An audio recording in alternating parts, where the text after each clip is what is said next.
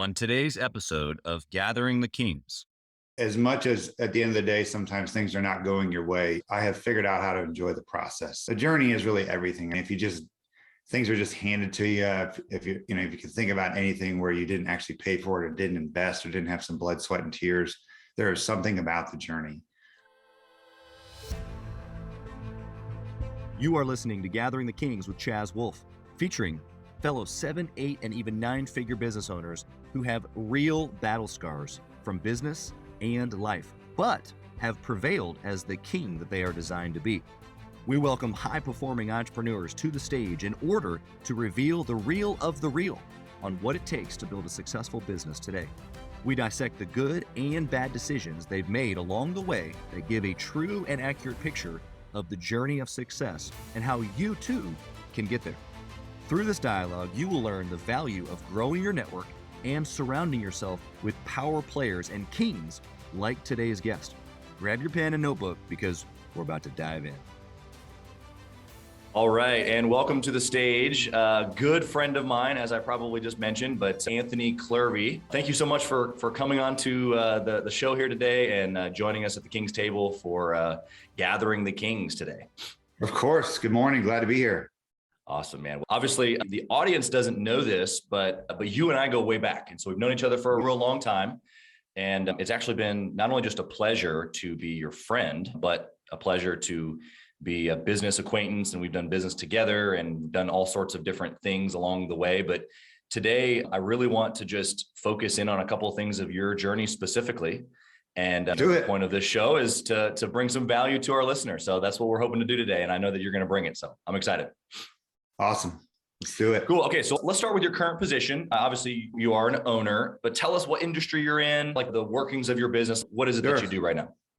So official title, president and CEO of a company called Una. And we are a group purchasing organization, which I say is a little bit unique. Not many folks are familiar with that, but we help organizations. So we serve the private business community, usually mid-sized to larger business, thousands of employees is an ideal. We say private business, some of the Fortune 1000. And then there's healthcare as well mixed in there. But what we do on the simplest term is we have negotiated contracts with big box suppliers and manufacturers. We have negotiated contracts, and members in the private space, healthcare space, come to us or future members and say, we need help with spend in certain items, whether it's shipping supplies, travel, when there was excessive travel, that's coming back. There's furniture, there's all kinds of different supplies and products that we have negotiated contracts on that members can't get on their own. So some will, an analogy, or it's like Costco for business, but there's no membership and you don't have to buy in bulk. So it's a really unique model where we're able to help businesses buy the really big dogs or healthcare organizations because we're leveraging billions and billions of spend and helping organizations on average save anywhere between 10 and 15, if not 20% on certain categories that we help them manage and look at. So it's been a unique, I didn't grow up one day and say, I want to be in the group purchasing space or understand or get a general understanding of procurement or sourcing, but it is a nice big, I would say, it's not a lake, it's an ocean. Yeah. So there's a lot of opportunity, and it genesis back for like 100 years, the concept of group purchasing. So hospitals were getting together and saying, hey, this stuff really costs a lot of money. Maybe we need to band together and figure out a way to drive costs out of the system. Yep, buy it together. Very good. And obviously, I've known each other long enough to know the ins and outs of some of your contracts, and even some of my franchises have used some of those contracts. And on the Janssen stuff, some of the others, like it's crazy how far the rabbit hole extends. In a portfolio, there's thousands of contracts, which actually can be somewhat of a distraction as we've grown to try to figure out, all right, what markets can we really serve? What suppliers are really good partners in the portfolio? And so again, power and focus. Absolutely. And I know you're a big focus guy. And so we'll probably get more into that here in a little bit, because I know that you've been a key factor for that. And even as we've been friends and masterminding back and forth over the years, it's been something that you've always tooted the horn of as focus. And so we'll definitely get into that here shortly. Obviously, the point of this show, specifically this podcast, is from a mutual 7+ figure table. We're talking back a couple of years to our old selves. So the listener today is when we were sophomores in gym class, old self. We do know each other back from sophomore gym class. That's right. Maybe not quite Sophomore, back that freshman. far. It wasn't too much after that when you and I started our businesses. But there's guys and gals listening today that are, mid six figures, and they're trying to figure out how to get to the seven-figure table. And so I really want to dive into a couple of things that are going to be super helpful for them. And so before we do that, I want to know one thing. At this level in the game, multi seven figures, you got a great team, you got a great family, you just all intents and purposes, a lot of things working for you. What drives you at this moment to still be at it? Yeah, so there's a handful of things. I would say as much as at the end of the day, sometimes things are not going your way, I have figured out how to enjoy the process. The journey is really everything. And if things are just handed to you, if you can think about anything where you didn't actually pay for it or didn't invest or didn't have some blood, sweat, and tears, there is something about the journey. Yeah. I would say motivated by faith and family. Faith, just, hey, every day I'm going to get up. Like, I do my very best as possible to look in the mirror and be honest with myself. Hey, did I give it my best today? What was that? I tried to eat well, I got some exercise in, just be a person that, hey, this is what I'm doing today. And one day at a time, is as boring as it may sound. And the other thing I would alert is I'm not massively motivated. Like, you get up, it's really just a discipline of making decisions. And then the family piece is, hey, I have a responsibility as a guardian to protect, take care of, make sure there's heat in the house as we're recording this in the winter. Sure. Make sure the family has options, the kids have options. And I think go back to using your talents. And we're in America, and you have I think an extraordinary, if not one of the best opportunities to be born at this time in America on this ball of mud. And I also don't believe you're going to come back as like a tree, or I think you get one shot, or a butterfly, or a shark, or a whale, or something. So I think there's just that reality of perspective at 50 or 100,000 feet that you're like, wow, this is a great opportunity. I'm 36 years old. Let's make the most of it. And every day counts. Yeah, I love let's make the most of it. I'm hearing use my talents, be excellent, fall in love with the journey, enjoy the process. I'm hearing all of these things that we hear on a regular basis from very successful people, including you. And one follow-up question to that would be, how did you arrive there to that simplicity of desire where you're at? I would say maturity. So either books that I've read, or I would say marrying up. Some of the biggest decisions you can make in your life, in my opinion, would be a faith decision wherever you are on that journey. I'll say that boldly. I'll also say, just as a business owner or entrepreneur or whatever hat and title you want to wear, who you marry is probably a top 3 decision you'll make in your life. It really matters. And so Michelle, my wife, has been a very blessed person for myself as a partner and as a guide. So it's a nice, healthy tension of a yin and yang of, if I want to shoot for something or go for something, not that there's a hold me back, but let's think that through. Let's talk that out. So I have a very good bond and healthy relationship with my partner and wife. And I think the transparency there of letting her into everything, to be frank with you, has been phenomenal for me personally and for any of the businesses that I touch. Yeah. And I'll say this too. So as far as like, how do you keep going? I look at it as a game, and I just want to win. I actually hate losing more than I like to win, but I think there's important things to learn while losing. I'm still learning that. I think it's also important to understand, you think about income and a business and net worth and all these, I think, overemphasized terms. We all talk about the unicorns, the same 5 people, Cuban, Zuckerberg, Elon Musk, et cetera. We're talking basis points of the 1%. 1% of companies do over $10 million in top line revenue. I hope your audience knows this. You can look that up in a book called Scale Up by Vern G. Can't remember. I always mess up his last name. 5% of companies do over $1 million. So that's your 7-figure mark. So 5% of companies. So where are the rest? They're obviously less. So I think just understanding, and 1% on an income standpoint is roughly 400,000. It's probably increased with a little bit of inflation, but let's just say 450. Okay. Yeah. In the grand scheme of things, that's not that much money as you start to look at things and see costs and where things are going. But you think I have to make $1 million a year. I have to do this, or I have to do this.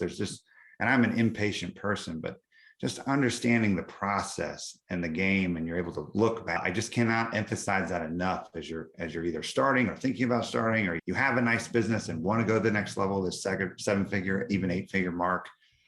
Sure, I'd love to already be there, but there are clearly things that I need to know and learn and invest in to get to that next level. So that's the exciting part of what's to come. Absolutely. Yeah, I'm hearing patiently urgent. So you got to be urgent about right now, and I'm going after it. I want to win. Right. I don't want to lose. But at the same time, you're also playing a long game. You're 36, as you said. You've got a family. You've got kids. You're trying to leave a legacy. All The these top things of that the you start second thinking about. inning. That's right. Exactly. We got lots of time to play. Let's go. All right. So Anthony, take me back. We're going to go back. Maybe it's to back when we first met back in high school, or maybe even sooner, but I'm curious to know for you, when did you first know that entrepreneurship was for you?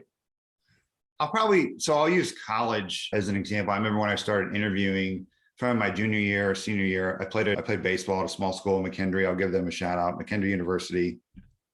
You can look up my stats. It's a little bit how I do life. Too many strikeouts, too aggressive at the plate. It was either like a double home run or a strikeout. But when I was doing some interviews, I started to interview from some insurance firms and some other opportunities that I don't have all the details because it's a little bit of a minute ago, but I realized I cannot go down this traditional path where I go make at that time, try to get in at $35,000 or $40,000 and then work your way up. It didn't make any sense to me. And I went the insurance route. That didn't work. And frankly, I've been fired like 3 times from past employment, which I'm not gloating about. I wouldn't recommend that path. But I think just like being a conformist and being stuck. And so that was after college and probably like a 5-year track of career. And then has led me to, I would say, almost the last 10 years of turning Una around, which wasn't even called Una. But it was probably that college doing some of those initial interviews and then being asked to leave or leaving in my career, probably the last 15 years. So on the front end of 5 years in the last decade.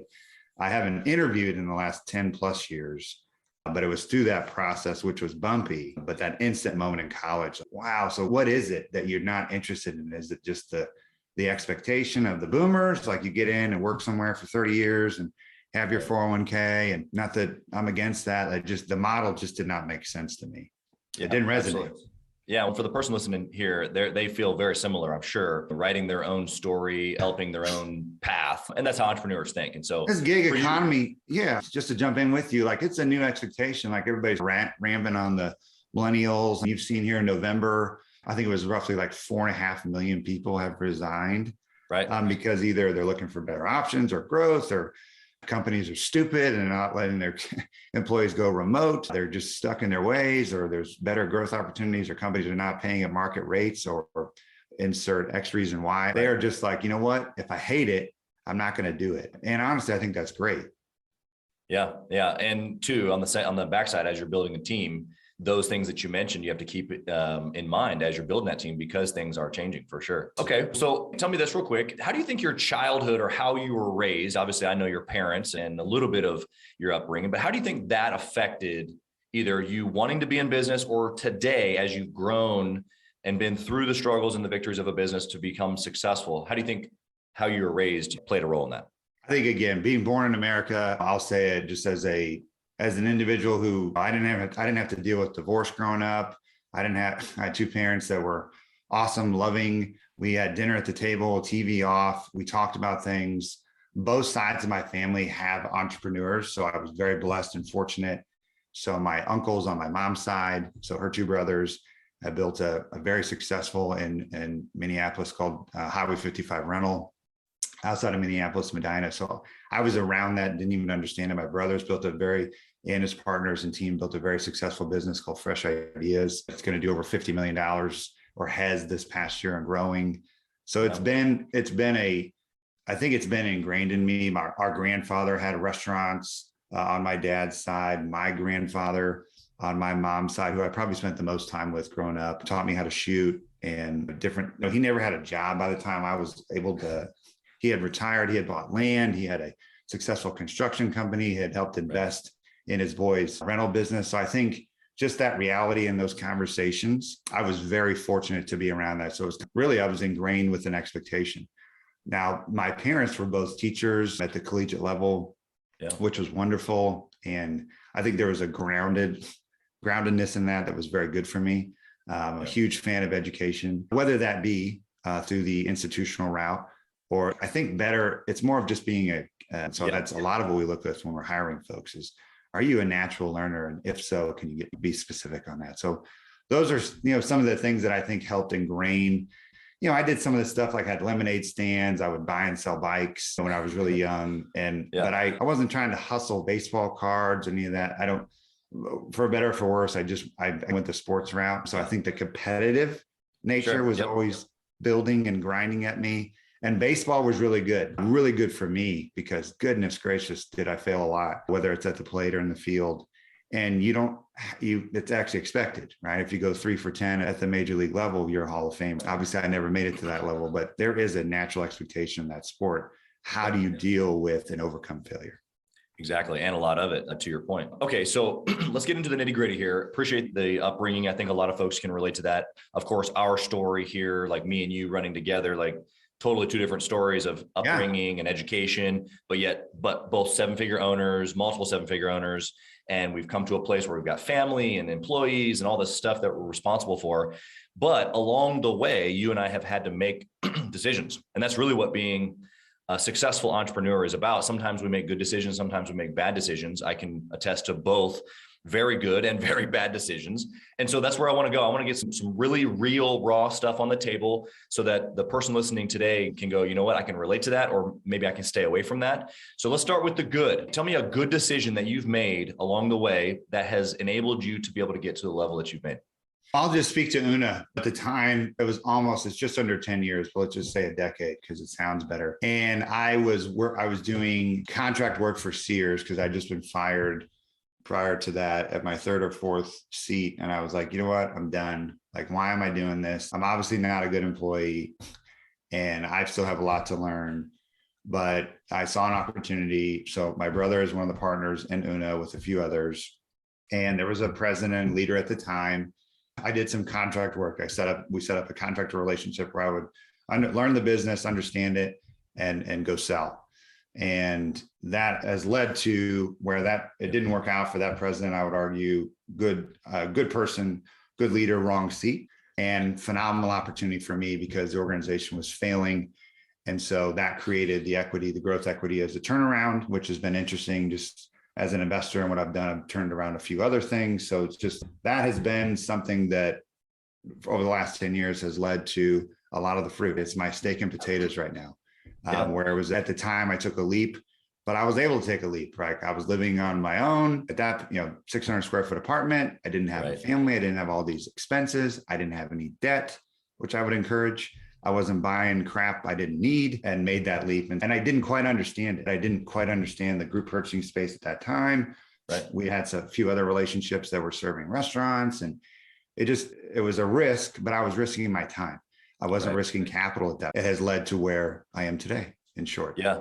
No, I love it. So the good decisions, you actually said several there. So I just want to pull them out here for the listener. Not only did you take the risk of saying, you know what, I'm done with working the 9 to 5, clock in, clock out. I'm done there. So I think everybody listening can relate to that. And then you said, okay, fine, I got to go sell something. And it wasn't that you had this background in sales, although we both know that you're a very good salesman now, but it's not that you had this extensive background in sales. That even in itself was a risk.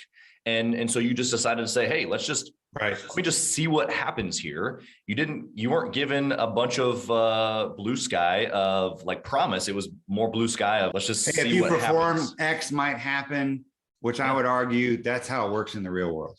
It's how it works in the real world. 100%. Let's see what you can do, kid. Essentially, the partner said, let's see what you can do, kid. They maybe didn't say that, but that's how it felt. And I'm sure that's to a degree what they were thinking, even if they didn't say it. So the decision to take the risk, to jump into something that you had no clue how to do, and you literally figured it out along the way.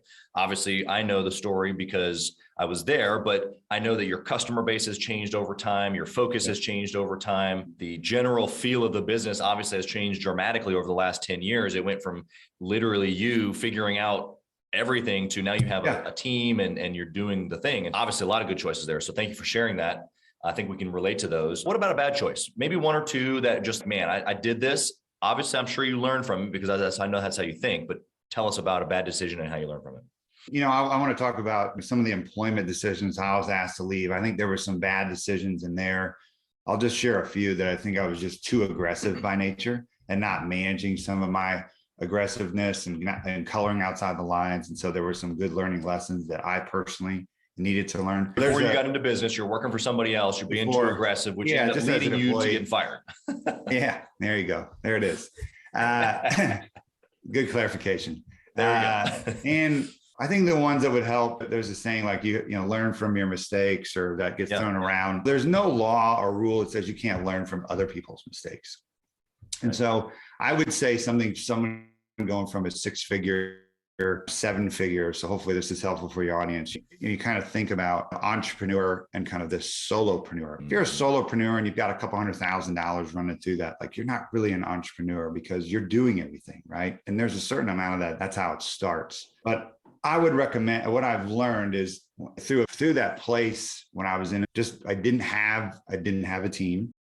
I didn't have the revenue. I didn't really truly understand what it meant to build a team that would be successful in that space, or really just universally. And I don't want to say you can't hire friends, but here's the point. I started to hire friends because I trusted friends. Right. And you get to a point where, is that the best decision for the friend and the organization?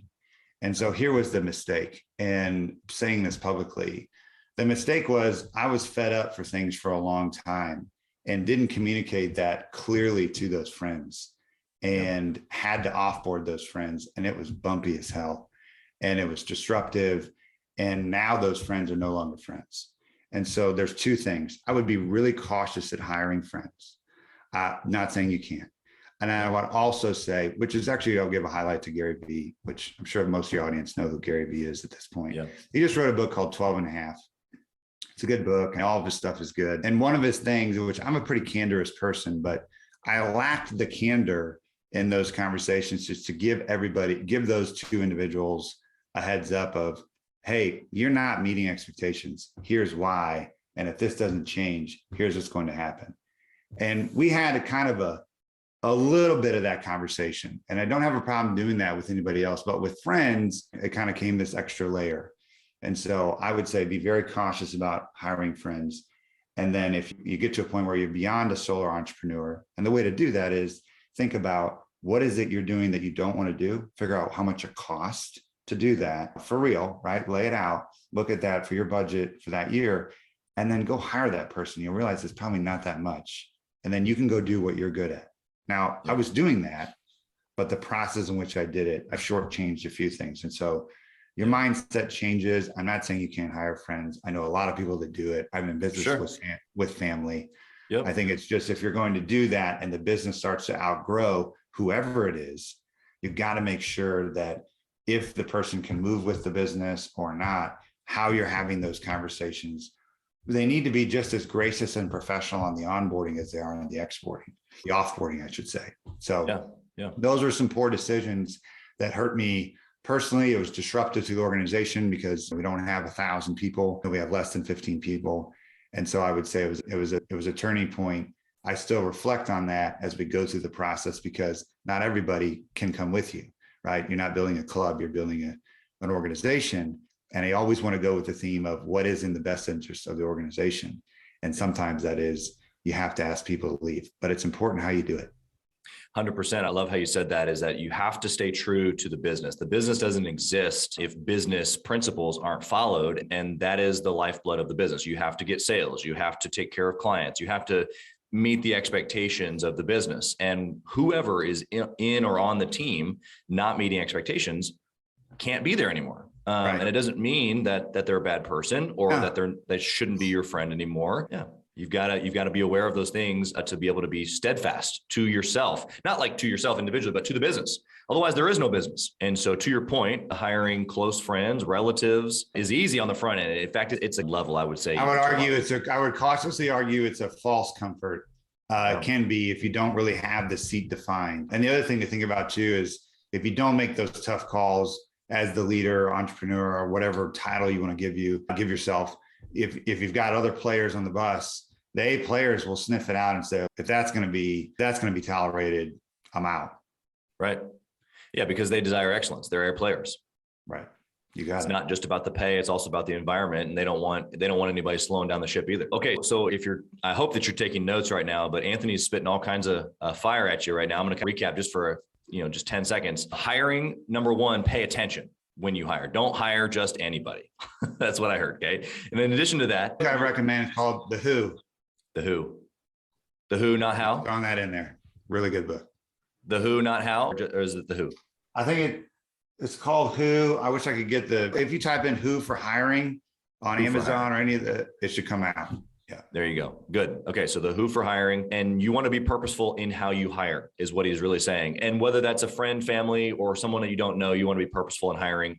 And then specifically along the way with any employee relationship or partner relationship for that matter, expectations have to be clear. Communication has to be even clearer. And then you have to be able to operate in that fully. You can't hold back. You've got to be on the same page and you got to be going after it or not. And it's okay to be not, but it's not okay inside the business.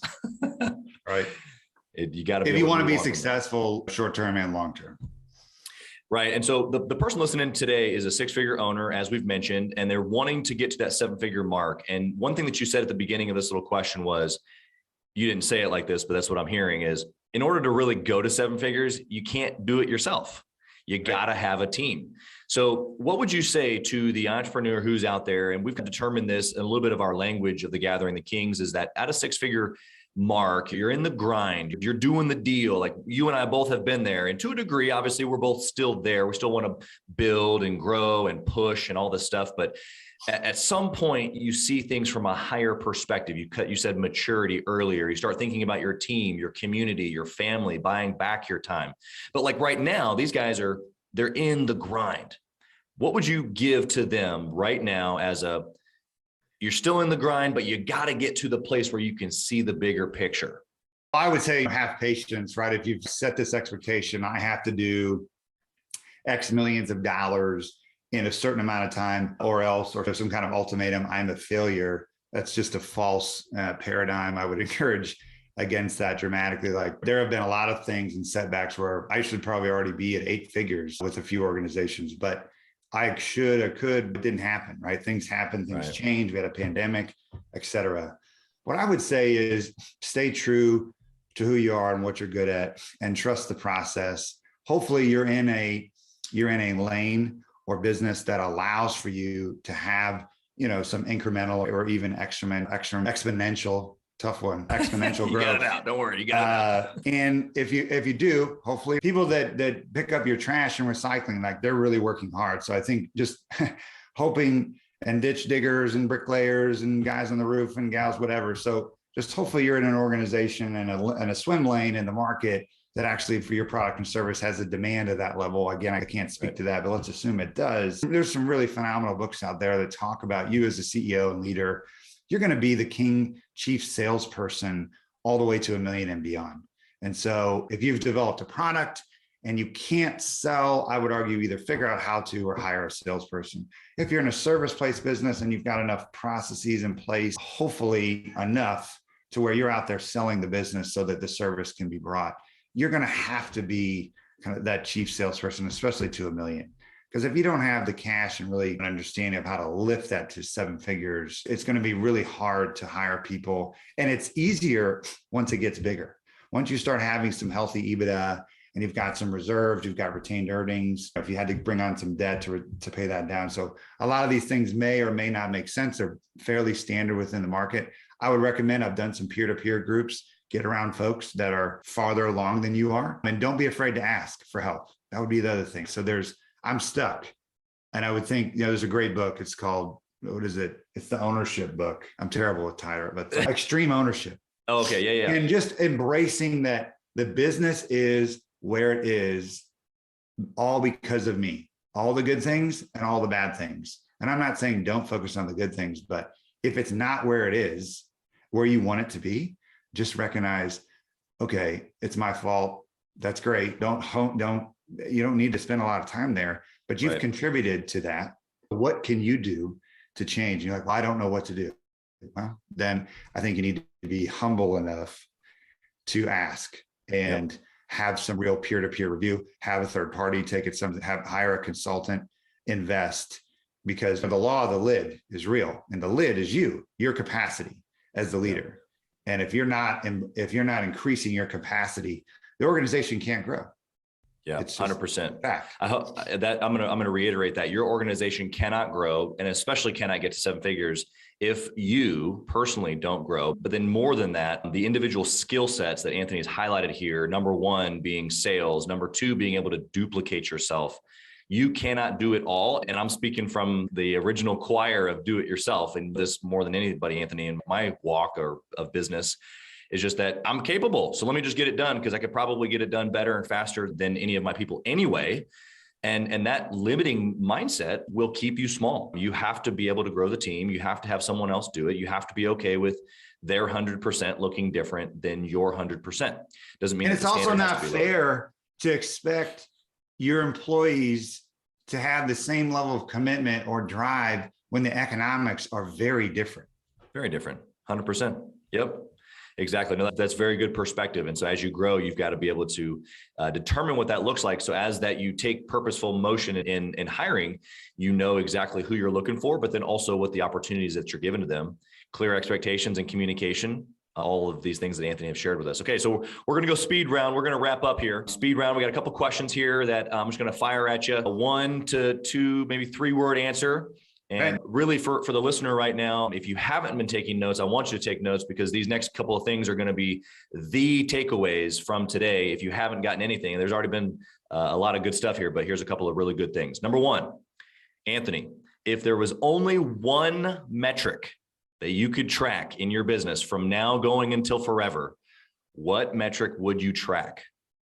So I'm going to use, I know it's more words, but in this like construct of 6 figures, 7 figures. Yep. So I'll just say sales pipeline. Sales pipeline. You've got to learn sales. You've got to fill your sales pipeline, and you got to freaking get it done. You got to sell jobs. And hopefully you got a product or service people give a hoot about. Good. Okay. Number 2, what book, you've already given us a couple, but what book comes to your mind specifically when I'm thinking I'm a 6-figure owner and I'm trying to go to 7 figures? What do I read right now? It would be a sales book. I would say there's probably a dreaming aspect. I really like this early on. It's called The Magic of Thinking Big, which I think ties in with capacity. It's an oldie but a goodie. Yep, love it. And if you're just like a really analytical nerd introvert, which is okay, by the way, those people usually, like Bill Gates is on the spectrum. I think he did okay and developed some great products and had some great people around him. The How to Win Friends and Influence People. Yep. May seem cheesy and kind of pop psychology, but honestly, there's some tried and true things in there, which I think will help you not only to, from the sales perspective externally, but then figure out how to be an effective human internally with people. Yeah, you said it. In order to go to 7 figures, you got to grow your revenue, which is sales, and you got to have a team. So figuring out how to sell and your mindset behind that, as well as then how to deal with people. I think both of those are great recommendations. Okay, number 3, you've already mentioned this, but do you intentionally network or mastermind with business owners? And do you have a budget to do so? Or do you spend money to do so? Yes, and yes. So I've done peer groups. I would say you're going to go, the 5 people around you is a very critical measurement of where you're going and the values that you allow and values that you share around you. So I have, yes, I would say tens of thousands of dollars dedicated towards whether it be trips or conferences or people that I meet with or invite to dinner or get invited to dinner or travel. Absolutely. I think you need to be consistently thinking about that. I've had some active mentorships that I've as well, just reaching out, asking for help. Whether it be business, whether it be personal or the mix. And I would also argue too, if you're the first person you need to lead, right, is yourself. And so get back to marriage or whoever you're dating. And if you don't have a positive environment around you, I would say it's such a critical decision to really make sure that you know how to lead yourself. Who are you dating or married to? And are you guys aligned as from a value perspective? And there was another point that I was trying to emphasize, but I've forgotten it. Move on. All good. Last point here on the speed round is if you lost it all today, boom, Una's gone. What do you do? And I have no liquidity. I can't borrow money from anybody. Nothing. Well, you could borrow money, true. but most likely what I would do, and this to go along with the fun, is I don't know if I would start a business. I would probably get into a high level sales position and put a bunch of cash aside and buy a business, buy an existing business. That's probably exactly what I would do, because and do something during the day, and then you're doing the twilight hours to get something spun up. So right.